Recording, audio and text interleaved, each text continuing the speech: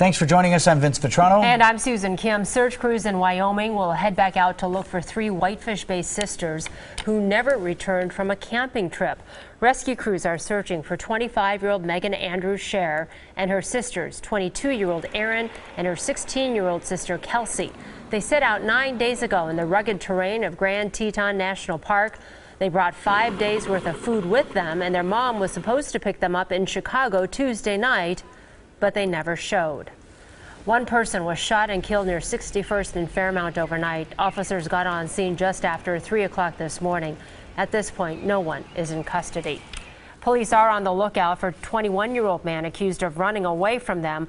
Menominee Falls police say the man and a 20-year-old woman were spotted yesterday in a suspicious vehicle at the Woodman's in Menominee Falls. They took off and then crashed and ran into the woods. The woman eventually came out, but the man never did. Police say the public, though, is not in danger. After more than 12 hours of debate, the Republican-controlled Assembly voted to pass the state budget, $73 billion, 2-year spending plan. It now goes on to Governor Scott Walker. The governor, of course, can edit or remove items with his veto pen before signing it into law. France comes to Milwaukee later today. Bastille Days gets underway later this morning. It'll be 11 o'clock start time. The festival shows off all things French, including music, food, and drinks. Tonight at 5:30, Mayor Tom Barrett unveils a special ale brewed just for Bastille Days. And then at 9 o'clock, it's the 31st annual Storm the Bastille 5K Run and Walk. Because of said run walk, parking will be limited downtown and in the historic 3rd Ward. Crews put up temporary no parking signs along the route. The race starts at Jefferson and Wells and travels along Wisconsin, Juneau, Broadway, and Milwaukee streets before heading back onto Jefferson.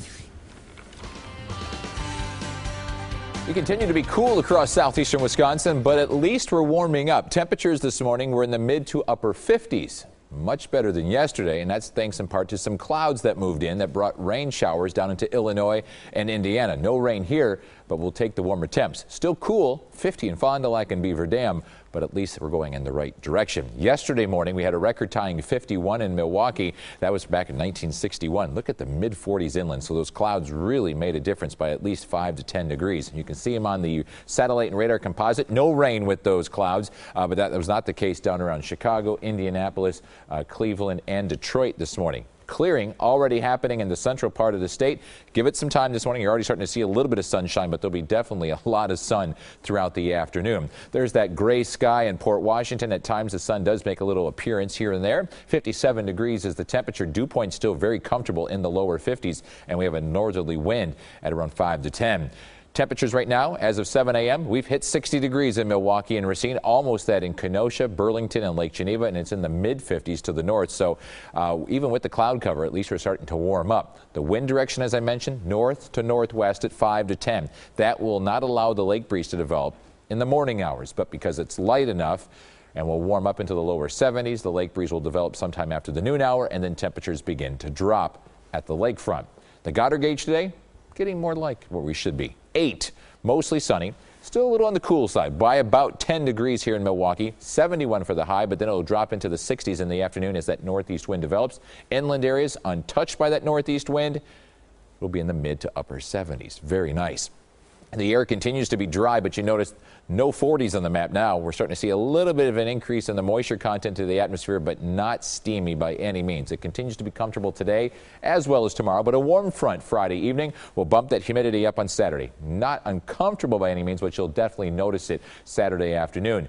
With the rain showers likely Saturday night, it'll become even more humid on Sunday. That'll kick off some late afternoon storms Sunday as well as Monday afternoon. So the high pressure system going to get these clouds out of here this morning. We'll see plenty of sunshine this afternoon. Very nice evening. Temperatures once again, though, in the 60s along the lakefront.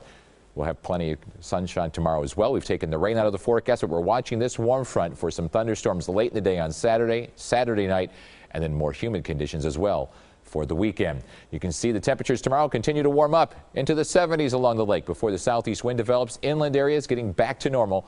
You'll be in the lower 80s. Your 7-day forecast, 71 today, getting cooler at the lakefront in the afternoon, 78 tomorrow, 77 on Saturday with thunderstorms late in the afternoon, more humid on Sunday with more thunderstorms in the late day hours, 81 on Monday, and we'll stay close to 80 all of next week.